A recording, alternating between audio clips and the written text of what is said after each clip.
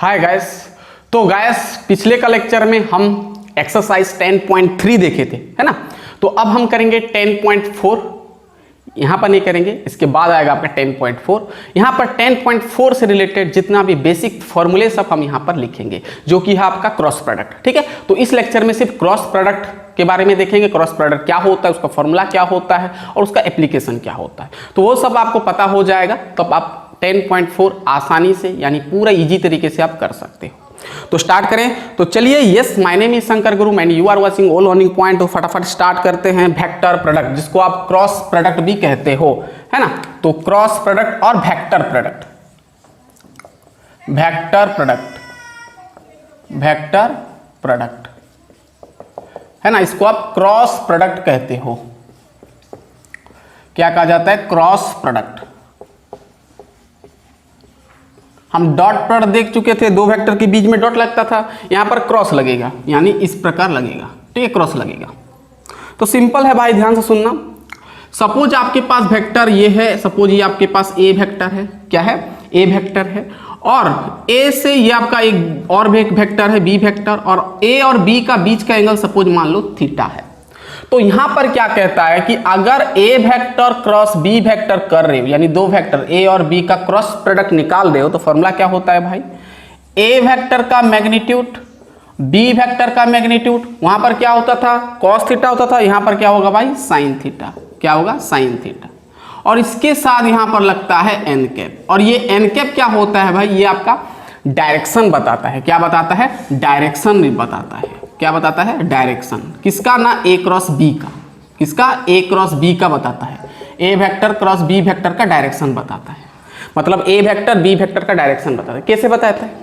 देखो, अब इसके लिए आपको क्या करना पड़ेगा? अपना राइट हैंड थंब निकालना पड़ेगा। राइट हैंड थंब, ठीक है, राइट हैंड निकालना पड़ेगा। और आप कहां से क्रॉस कर रहे हो? ए क्रॉस बी कर रहे हो, तो क्या करना है आपको? जो ये फोर फिंगर है भाई, ये फोर फिंगर ए क्रॉस बी कर रहे हो तो ए तरफ रखना है, और कॉल करना है। किस तरफ कॉल करना है? इस तरफ करना है, इस तरफ, ऐसे। समझ में आया ना? मतलब इसका जो आपका डायरेक्शन होगा भाई, इस प्रकार होगा। ये आपका एन कैप होता है। मतलब ए और बी का क्या बताता है? डायरेक्शन बताता है। क्या बताता है? डायरेक्शन। ए और बी का डायरेक्शन। जैसे मान लो यहां पर मैं इस डायरेक्शन में, इस ए से ये वाइज, यानी ये क्या होता है? एंटी क्लॉकवाइज में इसको मैं रोटेट किया। ए क्रॉस बी मतलब एंटी क्लॉकवाइज में अगर मैं करूंगा, ए क्रॉस बी मतलब ये डायरेक्शन में हो रहा है ना, तो क्या करना है आपको? ऐसे करना है, ऐसे रोटेट करना है। तो ये अपने तरफ ये जो आ रहा है, ये क्या होगा? आपका डायरेक्शन होगा। किसका? ए क्रॉस बी का, यानी एन कैप। इसको तो ऐसे नहीं दिखा सकते ना, तो इसलिए मैं ऊपर लिखा है ना भाई, ये ऊपर है। जैसे मान लो आपके पास स्क्रू है, इसको ऐसे भी समझ सकते हो, स्क्रू। जैसे हम स्क्रू को ऐसे ऐसे करते, मतलब ऐसे ऐसे करते, मतलब एंटी क्लॉकवाइज, है ना भाई, एंटी क्लॉकवाइज घुमाते हैं। आपका स्क्रू जो होता है भाई, आप स्क्रू देखे हो ना, स्क्रू देखे हो, जब आप ये स्क्रू को एंटी क्लॉकवाइज डायरेक्शन में घुमाते हो ऐसे, तो क्या होता है भाई? स्क्रू खुलता है, खुलता है ना, ऊपर तरफ आता है। देखना, ऐसे ऐसे करोगे एंटी क्लॉकवाइज तो क्या होता है?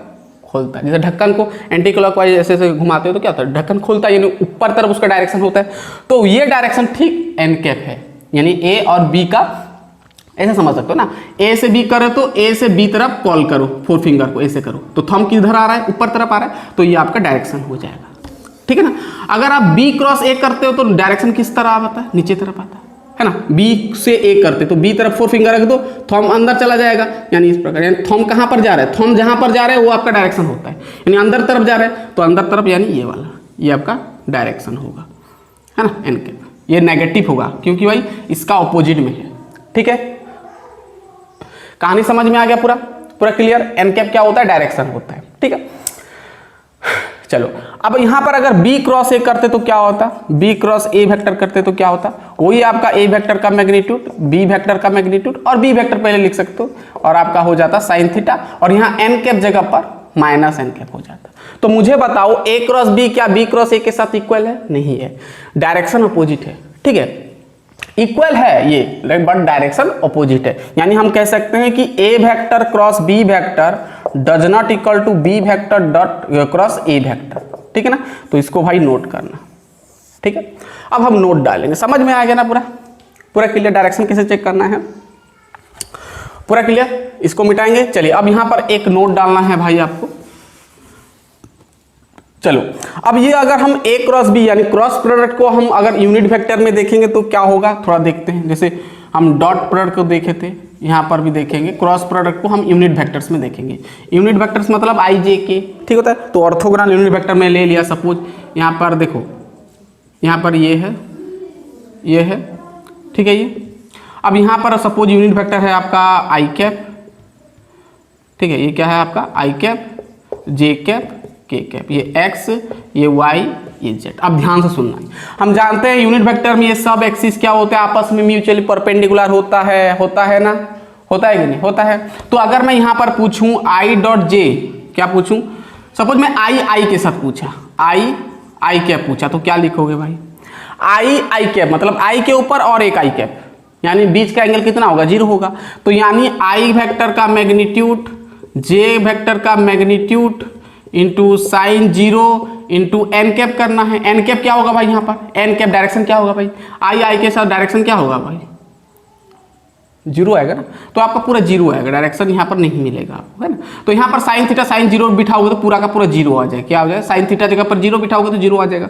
यानी ठीक है, ऐसे जे डॉट जे करोगे तो 0 आएगा, के डॉट के करोगे तो आपका 0 आएगा। तो डॉट प्रोडक्ट हम क्या सीखे थे, सेम यूनिट वेक्टर का मैग्नीट्यूड 1 होता था। यहाँ पर क्या होगा, सॉरी यहाँ पर क्रॉस लगेगा भाई, क्रॉस, ठीक है। डॉट प्रोडक्ट हम देखे थे 1 होता था, यहाँ पर क्या है, उल्टा है, 0 है। अब अगर यहाँ पर आई जे के साथ क्रॉस करोगे तो कहानी फिर अलग होगा, देखना।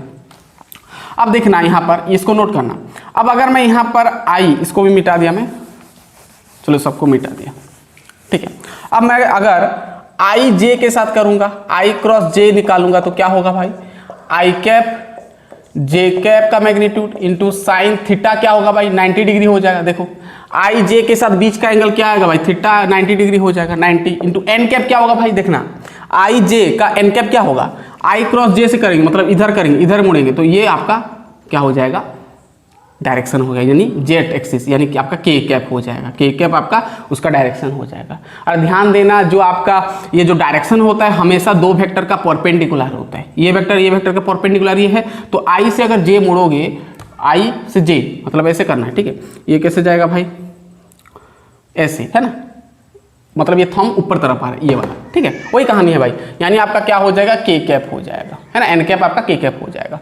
तो इसका मैग्नीट्यूड 1, इसका मैग्नीट्यूड 1, साइन 90 का वैल्यू कितना होता है भाई, 1 होता है ना, 1 इंटू के कैप, यानी क्या आ गया भाई, के कैप मिल गया। यानी आपको क्या पता चला कि आई डॉट जे कर रहे हो तो के कैप आ रहे हैं, आई डॉट जे कर रहे हो तो के कैप आ रहे हैं, ठीक है। से जे डॉट के करोगे, जे क्रॉस के करोगे तो जे क्रॉस के करोगे तो वही आपका क्या है, जे के का डायरेक्शन ये है, तो यानी आपका के आई कैप आएगा, ठीक है। और के आई करोगे तो के क्रॉस आई करोगे तो क्या आएगा भाई, के क्रॉस आई करो, जो बचेगा वही होगा आपका जे कैप, ठीक है। अब अगर डायरेक्शन देखो, हम ये इस डायरेक्शन में देखें, है ना, तो ये आपका क्या होता है भाई, ये आपका क्या होता है, एंटी क्लॉकवाइज डायरेक्शन। ये आपका क्लॉकवाइज, तो ये एंटी क्लॉकवाइज, यानी आपको क्या समझ में, एंटी क्लॉकवाइज में सब पॉजिटिव आ रहे हैं, क्या आ रहा है, पॉजिटिव आ रहे हैं। मतलब जैसे देखो यहाँ पर के कैप आया, आई कैप आया, जे कैप आया, तो भाई ये सबको, इसको नोट करना भाई, बहुत इंपॉर्टेंट है तीनों, इसको और इसको, ठीक है ना, ये सब यूज करेंगे, ठीक है। अगर मैं उल्टा पूछ लिया आपको, आई डॉट जे नहीं पूछ के मैं आई डॉट के पूछ लिया, तो अब क्या होगा भाई, आई डॉट बोलते हैं, आई क्रॉस के पूछ लिया तो क्या होगा, आई क्रॉस के करेंगे तो उल्टा हो गया भाई, डायरेक्शन एंड क्लॉकवाइज आ गया।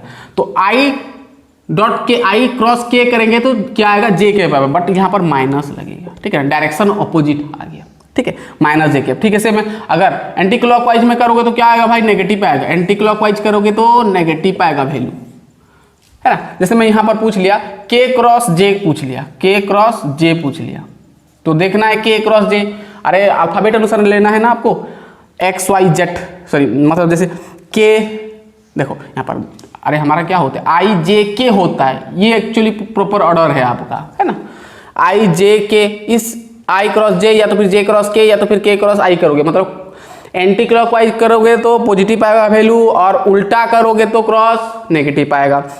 जैसे के और के क्रॉस जे कर दिया तो क्या बच गया, आई बच गया, के जे मतलब आई एक बच गया, तो क्या होगा, ये नेगेटिव होगा। क्यों भाई, के जे है, के क्रॉस जे है, उल्टा है, कहाँ गया के क्रॉस जे, मतलब ये आपका नहीं भाई, के क्रॉस जे, हाँ आपका क्या हो गया, क्लॉकवाइज हो गया, क्लॉकवाइज में आपका नेगेटिव आता है, नेगेटिव हो गया।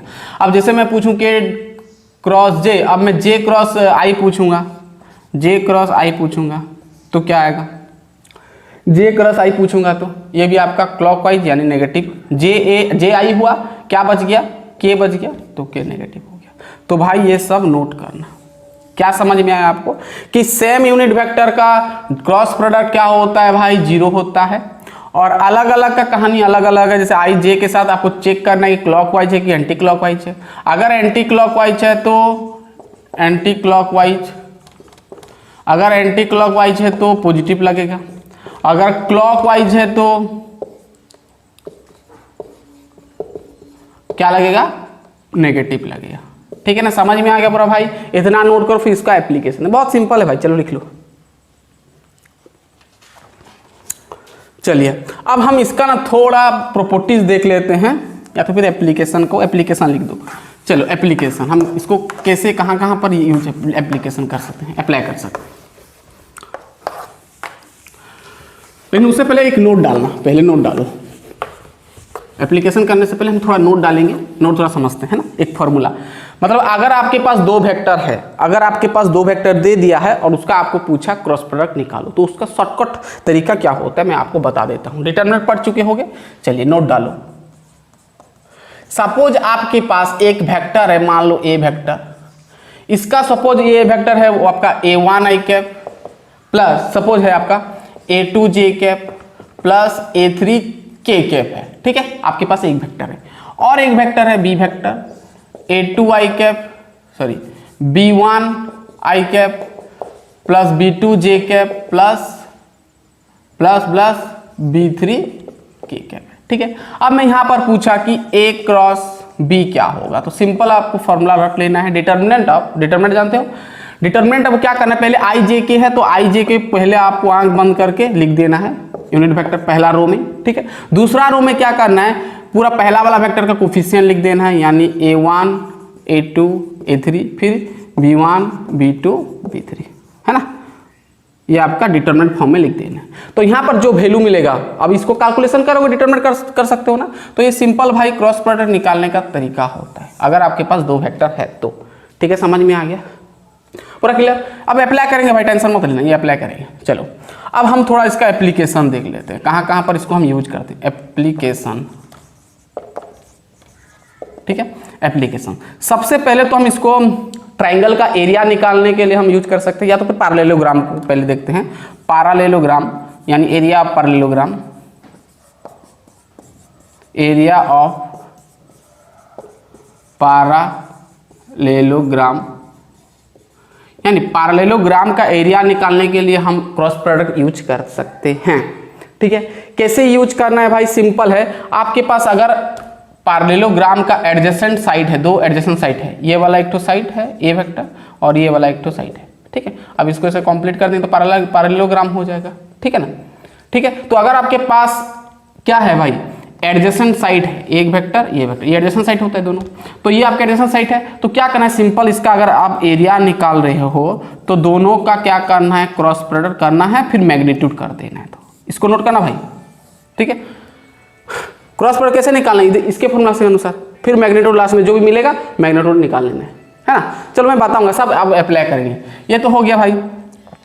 अब देखते हैं दूसरा एप्लीकेशन, हम इसको ट्राइंगल का एरिया भी निकाल सकते हैं, है ना। Area of triangle, area of triangle,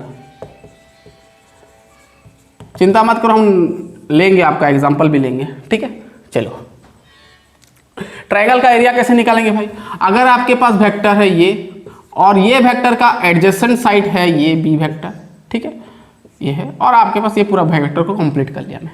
ठीक है, और यहाँ छोड़ो, ये होता है आपका क्या है, ट्राइंगल। तो अगर ये ट्राइंगल का आप एरिया निकालो तो सिंपल क्या करना है, एरिया अगर निकाल रहे हो, है ना, किसका, ट्राइंगल का, तो क्या करना है आपको, फॉर्मूला क्या है ना, हाफ करना है, हाफ इंटू क्या करना है, ये दोनों का क्रॉस प्रोडक्ट, ए वेक्टर और बी वेक्टर, ए क्रॉस बी का मैग्नीट्यूड। ठीक है ना भाई, इतना ही आपको समझना है।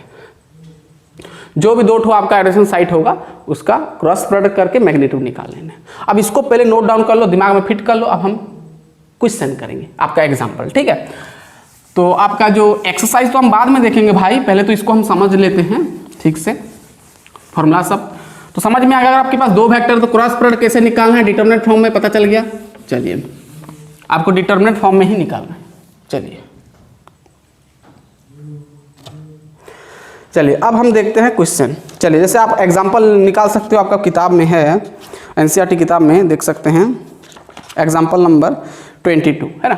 आप एग्जांपल नंबर 22 देखो, 22 क्या बोला है, फाइंड, मैं क्वेश्चन लिख देता हूं, फाइंड ए क्रॉस बी का मैग्नीट्यूड इफ आपको दे दिया A vector equal to 2i cap plus J cap plus 3k cap, और बी वेक्टर दे दिया भाई आपको कितना 3i cap plus 5j cap minus 2k cap, ठीक है ना। 2i cap plus J cap plus 3k check कर लो भाई, 3i कैप हो गया। चलो अब हमको क्या चाहिए भाई, क्या बोला है, ए क्रॉस बी का मैग्नीट्यूड। तो पहले तो ए क्रॉस बी निकाल लेते हैं ना, ए क्रॉस बी निकाल लेते हैं। तो फॉर डिटरमिनेंट फॉर्म में क्या बताया मैं, आई कैप जे कैप के कैप लिखना है। फिर पहला वाला वेक्टर का सब कोफिशिएंट 2, इसका 1 है, इसका 3 है, यानी 2 1 3। फिर बी वेक्टर का कोफिशिएंट देखो 3 5 2 है ना, 3 5 माइनस 2 है ना। तो ये ऐसे करना है डिटरमिनेंट फॉर्म। अब आपको डिटरमिनेंट पता है तो क्या करते हो, प्लस माइनस प्लस लेते हो, पहले प्लस वाला कॉमन जाएगा, यानी आई कैप कॉमन चला जाएगा। तो बचेगा कितना भाई, आई का रो कॉलम कट गया, कितना बचा इतना, अरे पता है ना डिटरमिनेंट, आई का रो जे का रो कट गया, कितना बचा 1 3 5 माइनस 2, ठीक है। फिर माइनस जे को कॉमन लेते हैं, माइनस जे कॉमन गया। फिर जे का रो जे का कॉलम कट गया, क्या बचा 2 3 3 माइनस 2 2 3 3 माइनस 2, ठीक है। प्लस फिर क्या लेते हैं भाई, के कॉमन। अब के का रो काट दो, के का रो कट गया, कॉलम कट गया, क्या बच गया 2 1 3 5 2 1 3 5। समझ में आ गया भाई, समझ में आया, ठीक है। अब यहां पर देखो आई कैप, अब मल्टीप्लाई कर तो 1 इंटू माइनस 2 माइनस, फिर माइनस लगता है 5 इंटू 3 15, ठीक है ना भाई। चलो माइनस जे कैप, अब 2 इंटू 2 माइनस 4, 3 इंटू 3 9, ठीक है। प्लस ये पता है आपको के कैप, अब 2 इंटू 5 कितना होता है भाई 10 माइनस 3 इंटू 1 3, ठीक है। अब यहाँ पर 15 और 2 17 माइनस 17, यानी माइनस 17 आई कैप, ये आपका minus 4 minus 9 minus 13, minus minus हो गया प्लस, यानी 13 जे कैप, और प्लस आपका 10 से 3 गए 7, यानी 7 के कैप। ये क्या आ गया भाई आपका, क्या आ गया, ए क्रॉस बी आ गया। अब हमको क्या चाहिए, हमको चाहिए दो ए वेक्टर क्रॉस बी वेक्टर का क्या मैग्नीट्यूड चाहिए। तो मैग्नीट्यूड पता है आपको, आई जे का कोफिशिएंट का स्क्वायर करके रूट कर दो, यानी माइनस 17 का स्क्वायर प्लस 13 का स्क्वायर प्लस 7 का स्क्वायर, यानी सबका स्क्वायर करोगे तो कितना आएगा, 17 का स्क्वायर आपको पता है कि नहीं, कि भूल गए। तो सबको ऐड करना है भाई, तो 507 का रूट ओवर आएगा, ठीक है। कितना आएगा 507, पता है। चलिए ये हो गया, आपको समझ में आ गया पूरा। एग्जाम्पल नंबर 22 लिख ले भाई, लिख लीजिए। मैं देखता हूँ दिख रहा है कि नहीं, दिख रहा है, बहुत बढ़िया। चलिए लिख ले। एग्जाम्पल नंबर 22 गया, अब 23 देख लेते हैं। चलिए हो गया।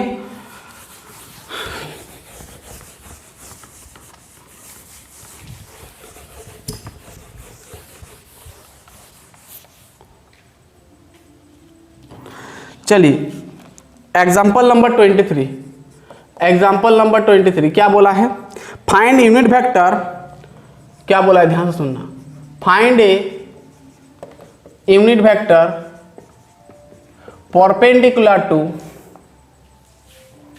Each other perpendicular to each other, sorry each of the vector, each of the vectors a vector plus b vector, ठीक है, and a vector minus b vector, आपको बोल दिया a vector equal to, where a vector equal to i cap plus j cap plus k cap दे दिया, और b vector दे दिया आपको i cap plus 2j cap plus 3k cap. बहुत ही आसान सवाल है भाई, और इसके जैसा पूछता भी है। देखो क्या बोला है पहले समझो। आपको तो पहले दो वेक्टर दे दिया, लिख लो आई कैप जे कैप के कैप। बी वेक्टर दिया है आई कैप जे कैप 3k कैप, ठीक है, इतना दिया है। आपको क्या करने को बोला है, आपको एक यूनिट वेक्टर लिखना है जो कि परपेंडिकुलर होगा किसके साथ, a प्लस बी वेक्टर और a माइनस बी वेक्टर के साथ। तो पहले तो a प्लस बी वेक्टर निकालेंगे, फिर a माइनस बी वेक्टर निकालेंगे, फिर दोनों का क्रॉस प्रोडक्ट निकालेंगे, ठीक है। जितना आएगा फिर उसका हम क्या करेंगे भाई, यूनिट वेक्टर निकालेंगे। तो यूनिट वेक्टर के लिए क्या करना पड़ेगा आपको, जो भी आएगा इसका क्रॉस करेंगे तो जो भी आपका डायरेक्शन मिलेगा, आपको डायरेक्शन यानी और एक वेक्टर मिलेगा, जैसे एन कैप हमारा डायरेक्शन होता है, यहाँ पर भी और एक जो वेक्टर मिलेगा उसको हम क्या करेंगे, यूनिट वेक्टर का फॉर्मूला डाल के कर दे। मैं बताता हूँ, चलिए मैं बताता हूँ, ध्यान देना। तो पहले तो हम भाई निकालेंगे क्या, ए वेक्टर प्लस बी वेक्टर। आपको क्या बोला, एक यूनिट वेक्टर लिखना है जो कि ये और ये इसके साथ परपेंडिकुलर होगा, ठीक है, यानी डायरेक्शन होगा, ये दोनों का क्रॉस प्रोडक्ट का डायरेक्शन होगा। आपको गिवन ये दे दिया है। तो ए प्लस बी वेक्टर ये दोनों को ऐड करेंगे तो भाई आपका हो जाएगा 2i कैप, 2 और 1 3j कैप, ठीक है, और 3 + 1 4k कैप, ठीक है। अब यहाँ पर a माइनस बी कर सकते हो ना भाई, जल्दी जल्दी कर दो। a माइनस बी करना है, a से b को माइनस करना, i से i चला जाए 0, यानी ये 0 हो जाएगा। j माइनस 2j हो जाएगा, यानी माइनस j कैप, यहाँ पर i नहीं है भाई। फिर k माइनस 3 यानी आपका माइनस 2k कैप हो जाएगा, ठीक है ना भाई। a माइनस बी समझ में आएगा, minus j cap minus 2k, ठीक है। अब हम क्या करेंगे, ये दोनों का क्रॉस प्रोडक्ट निकालेंगे, a vector plus b vector cross a minus b vector, ठीक है। तो क्या करना है, डिटरमिनेंट फॉर्म में लिखना है, i j k हमेशा लिखना है भाई, यहाँ पर नहीं है i है फिर भी लिखना पड़ेगा, ठीक है। चलो अब i का कोफिशिएंट, j का कोफिशिएंट, k का कोफिशिएंट लिख दो। i का 2 है, 3 है, 4 है, इसका तो i का 0 है, j का -1 है, k का -2 है ना। अब ये ठीक उसी तरह करना है आपको, i कैप कॉमन लेना है, i का रो गया कॉलम गया, 3 4 -1 -2, फिर -j कॉमन जाएगा ना, j का रो कॉलम कट गया, 2 4 0 -2, 2 4 0 -2, फिर आप क्या लोगे, k कॉमन लोगे, k का रो k का कॉलम, k का रो k का कॉलम, 2 3 0 -1, 2 3 0 -1, ठीक है ना भाई। अब यहाँ पर देखो i कैप यहाँ पर क्या हो जाएगा, 3 2 -6 और +4 है ना, माइनस j कैप 2 × 2 -4 हो जाएगा, ये तो आपका 0 होगा, ठीक है, प्लस आपका k कैप यहाँ पर होगा 2 × 1 -2 आपका 0, ठीक है, समझ में आ रहा है। अब यहाँ पर देखो 6 से 4 चला गया, -2 × i कैप -2i कैप, यहाँ पर माइनस माइनस प्लस हो जाएगा 4j कैप, अब -2k कैप, इतना आया भाई, चेक करना तो, -2i cap plus 4j cap -2k cap, बहुत बढ़िया, ठीक है, इतना आ गया, ठीक है। अब ये जो क्रॉस प्रोडक्ट निकाले, a क्रॉस b निकाले, तो ये आपका एक नया वेक्टर आया, मान लो ये आपका c वेक्टर है। क्या है भाई, c वेक्टर है, यानी क्रॉस प्रोडक्ट करते हैं तो जो मिलता है वो आपका क्या होता है भाई, ये आपका एक यूनिट वेक्टर होता है जो कि परपेंडिकुलर होता है ये दोनों के साथ, ठीक है। तो ये मान लेते हैं हम क्या है भाई, सी वेक्टर है, क्या मान लेते हैं, सी वेक्टर। अब सी वेक्टर का थोड़ा हम मैग्नीट्यूड निकालते हैं, क्यों निकालें, क्योंकि उसका यूनिट वेक्टर हम निकालना है, इसका यूनिट वेक्टर निकालना, ठीक है। तो सी वेक्टर का मैग्नीट्यूड निकालेंगे तो 2 का स्क्वायर 4 हो जाएगा, 4 का स्क्वायर 16 हो जाएगा, करते हो ऐसे, फिर -2 का स्क्वायर 4 हो जाएगा, ठीक है। तो यह आपका हो गया, ये आपका हो जाएगा 24 का रूट ओवर आएगा ना, 24 का रूट ओवर। तो 24 का रूट ओवर को हम लिख सकते हैं 2√6, 2√6 लिख सकते, तो 4 × 6 यानी 24 होता है, तो 4 का रूट ओवर 2 हो गया, √6 हो गया। चलिए इतना दूर तक समझ में आ गया। हमको क्या निकालना है भाई, यूनिट वेक्टर निकालना है ना, हमको क्या निकालना है, यूनिट वेक्टर, क्या निकालना है, यूनिट वेक्टर ऑफ सी का, सी वेक्टर का, ठीक है। तो क्या होगा भाई, क्या लिखते हैं हम, unit vector formula C vector by C vector का मैग्नीट्यूड, ऐसे लिखते हैं, पता है ना भाई, मिटाते हैं इसको, चलो चलो। तो सी वेक्टर कितना आया भाई, पूरा ये वाला कहानी लिख दो, -2 i cap plus 4j cap -2k cap, और सी वेक्टर का मैग्नीट्यूड कितना आया भाई, 2√6। अब चाहो तो सब में डिवाइड कर सकते हो, है ना, तो 2 2 कट जाएगा, 2 2 कट गया, यानी -1/√6 और -i/√6 कर सकते हो, और i कैप, ठीक है। अब 2 × 2 4 होता है, तो यानी 2 जे कैप बाई 6 √6 हो जाएगा, फिर -2 कट जाएगा, यानी के कैप और 1/√6 के कैप लिख सकते हो। ठीक है, इस प्रकार आएगा। समझ में आ गया भाई? पूरा क्लियर भाई? सब में डिवाइड कर दिया भाई, 2√6 बाई ये 2y कैप बाई ये बाई ये बाई ये कर दिया, तो डायरेक्ट उत्तर में लिख दिया। समझ में आ गया भाई? चलिए और एक हम सवाल लेते हैं जो कि आपको एंगल पूछा है।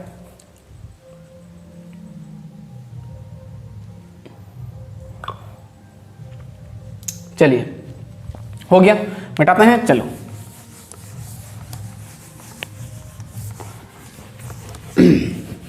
बहुत ही आसान है। चलिए अब ट्रायंगल वाला सवाल दिया गया है 24, एग्जाम्पल नंबर 24 देख सकते हैं आप। ठीक है, एग्जाम्पल नंबर 24 क्या बोला है? Find the area of triangle having the points A का दे दिया, पॉइंट दे दिया भाई 1 1 1, और बी का पॉइंट दे दिया 1 2 3 है, और एंड सी का दे दिया 2 3 1 एज इट्स वर्टिसेस, है ना, मतलब पॉइंट है। क्या बोला है भाई? बहुत सिंपल है, ध्यान से सुनना। एक ट्राइंगल है ABC, क्या है भाई? ABC ABC। तो पहले तो हमको AB चाहिए ना भाई, ये चाहिए। एडजेसेंट साइड दो ठो होता है, ये और ये होता है ना, दो ठो एडजेसेंट साइड आपको निकालना पहले AB वेक्टर। तो A का पॉइंट दे दिया 1 1 1, B का पॉइंट दे दिया आपका 1 2 3, C का पॉइंट दे दिया आपका 2 3 1। ठीक है, तो हमको एरिया निकालना है। ठीक है, अब यहाँ पर देखो, पहले तो हमको AB वेक्टर निकालना पड़ेगा।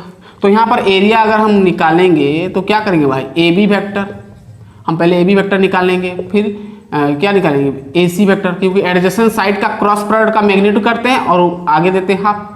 फॉर्मूला में बता चुका हूँ, तो ये फॉर्मूला होता है। तो भाई पहले तो हमको AB वेक्टर चाहिए। यहाँ पर तो आपका पॉइंट दे दिया है, वेक्टर निकालेंगे। तो भाई यहाँ पर वेक्टर कैसे निकाल सकते हो? मैं बता चुका हूँ कैसे करते हैं। A to B देख रहे हो, तो इससे ये को माइनस करना है, IJK लगा देना है, मैं बता चुका हूँ। मतलब 1 - 1 करते हैं, 1 - 1 फिर I कैप करते हैं, मैं बता चुका हूँ ये। फिर दो ठो पॉइंट होता है तो कैसे वेक्टर निकालते हैं, है ना, मैं पहला लेक्चर में बता दिया हूँ। फिर 2 से क्या करेंगे भाई? 2 से इसको माइनस करेंगे, 2 - 1 J कैप, प्लस 3 से 1 माइनस करेंगे, 3 - 1 K कैप करते हैं, ऐसे करते हैं। तो ये आपका 0 हो जाएगा, ये पूरा 0 हो जाएगा, ये आपका J कैप हो जाएगा। 3 से 1 चला गया 2, यानी आपका 2 K कैप हो गया। यानी भाई आपका AB वेक्टर मिल गया इतना।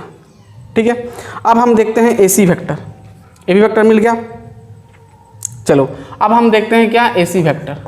AC तो भाई वैसे करना, 2 से 1 चला जाएगा तो 1, यानी आपका क्या हो जाएगा? I cap. फिर 3 से 1 काटोगे 2, यानी आपका 2 J कैप लगा देना है। फिर 1 से 1 काटोगे 0 हो जाएगा, यानी इसको छोड़ दो, K कैप पूरा 0 हो गया। समझ में आ गया? सो हम एरिया निकाल सकते हैं ना अब। तो पहले तो हम निकालेंगे क्या? AB क्रॉस AC पहले निकालेंगे ना भाई, ये क्रॉस निकालेंगे पहले। तो कैसे लिखेंगे? IJK लिखेंगे। ठीक है, तो I का पहला वाला I में तो नहीं है 0, J भी नहीं है, J है 1, K है आपका 2। अब इसका I है 1, J है 2, ये है 0। ठीक है, अब इसको सॉल्व कर सकते हो ना, मैं नहीं कर रहा हूँ, देखो मैं डायरेक्ट लिख दे रहा हूँ। कितना आएगा भाई? -4 I cap plus 2 J cap और -K कैप आएगा। ठीक है, बुक में है, मैं देख के लिख दिया। ठीक है, कर सकते हो, इतना आएगा। चलिए हो गया इतना हो जाने के बाद उसका मैग्नीट्यूड निकाल लेते हैं। यहाँ पर मैग्नीट्यूड निकाल लो। ठीक है, AB vector plus AC vector का मैग्नीट्यूड निकालो तो कितना आएगा? -4 का स्क्वायर 16 होगा, 2 का स्क्वायर करना है 4, -1 का स्क्वायर करोगे तो 1। ठीक है, इसका रूट ओवर करोगे 16 4 10 सॉरी 20 20 1 21 का रूट ओवर। ठीक है, 21 का रूट ओवर आ गया। सो हम एरिया अब निकाल सकते हैं ना भाई। सो एरिया क्या हो जाएगा? फॉर्मूला ये है, तो हाफ इंटू क्या करेंगे? ये इसका आया रूट ओवर ऑफ 21। ठीक है, इतना आ गया। ठीक है, तो ये आपका एरिया मिल गया। ठीक है भाई, समझ में आ गया। ठीक है, से पार्लेलोग्राम आपका दिया है ये वाला, इसको भी आप कर सकते हो। ठीक है। मिटाएंगे इसको। चलिए लास्ट सवाल आपका 25 नंबर देख लेते हैं एग्जांपल। पैरेललोग्राम का एरिया पूछा भाई, वैसे ही है, फॉर्मूला आपको याद है ना, पैरेललोग्राम का A क्रॉस B का मैग्नीट्यूड करते हैं ना, आसान है। चलिए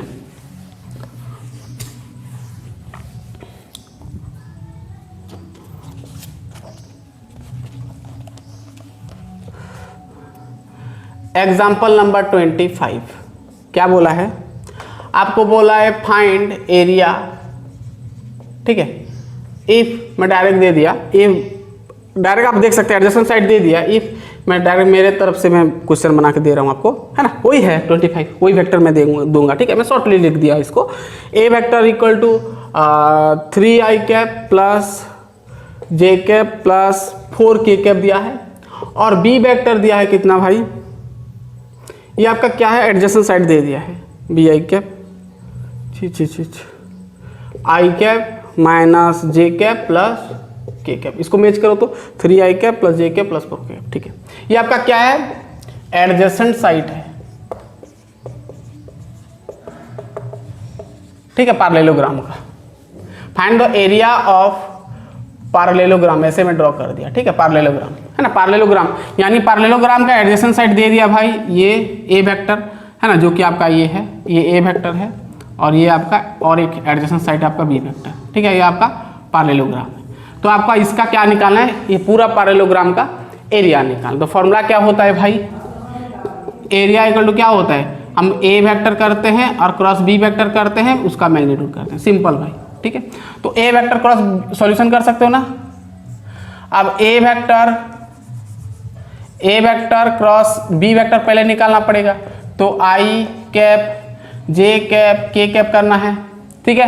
पहला वाला वेक्टर का कोफिशिएंट 3 1 4, दूसरा वाला 1 -1 1, ठीक है। अब इसका डिटरमिनेंट निकाल सकते हो, आई को कॉमन है, ठीक है, जैसे मैं बताया, तो मैं डायरेक्ट करके बता दे रहा हूँ आपको, 5i cap plus J cap आएगा माइनस 4k कैप आएगा, कर सकते हो खुद से, समझ में आ गया। अब क्या करना है, अब कुछ नहीं, उसका सिर्फ मैग्नीट्यूड निकालना है, ठीक है। ए क्रॉस बी मिल गया, सो हम एरिया अब हम करेंगे ए क्रॉस बी वेक्टर का मैग्नीट्यूड, तो 5 का स्क्वायर करोगे, फिर 1 का स्क्वायर, इसका 1 है, 1 का स्क्वायर माइनस 4 का स्क्वायर कितना होता है भाई 16, तो डायरेक्ट कर दिया, चलो 4 -4 का स्क्वायर कर देता हूँ, ठीक है। अब 5 का स्क्वायर कितना होता है 25, 1 का स्क्वायर 1 -4 का स्क्वायर आपका 16 का रूट ओवर, ठीक है। अब क्या होगा भाई 25 और 1 26, 26 और 16 क्या होगा आपका 42 है ना, 42 का रूट ओवर, ठीक है। यानी आपको क्या मिल गया भाई, area of parallelogram equal to कितना मिल गया भाई 42 का रूट ओवर, ठीक है भाई, समझ में आ गया पूरा क्लियर। तो गाइस इतना ही है आपका लास्ट एक्सरसाइज, आपका बच गया वेक्टर का, ठीक है ना, हो गया, लिख लिया इतना। तो हमारा वेक्टर चैप्टर क्लास 12 एनसीईआरटी का कंप्लीट हो जाएगा, बस और एक लेक्चर होगा, और उसके बाद वो आपका मिसलेनियस है, पूरा मिक्सचर है, वो करने से भी चलेगा, नहीं करने से भी चलेगा, वो मैं लास्ट में डाल दूंगा। जब पूरा चैप्टर कंप्लीट हो जाएगा तो एक एक चैप्टर का मैं मिसलेनियस डाल दूंगा। वैसे हमारे पास 1 साल और है, तो हम एग्जाम तक आपका सब कंप्लीट करके डाल देंगे, ठीक है। तो गाइस हमारा कंप्लीट होता है फाइनली 10.4 कंप्लीट नहीं होगा, हो जाएगा, और एक लेक्चर में कल तक हो जाएगा, ठीक है, कल होगा तो देखूंगा। केमिस्ट्री का चल रहा है ना, हाँ। सो गाइस पढ़ाई करते रहिए, ये सब प्रैक्टिस करते रहिए, जितना भी फॉर्मूला बताया सब 10.4 में नंबर तो करवा दिया आपको, कुछ नंबर करवा दिया आपको, बेसिक आधा क्लियर हो गया है ना, फॉर्मूला भी आपको आधा याद हो गया, फिर भी और अच्छे से देख लेना, हम 10.4 करेंगे, एक एक नंबर करेंगे, सब करेंगे, ठीक है गाइस। तो पढ़ाई करते रहिए, हम तुरंत नेक्स्ट लेक्चर में मिलते हैं, तब तक के लिए ऑल द बेस्ट।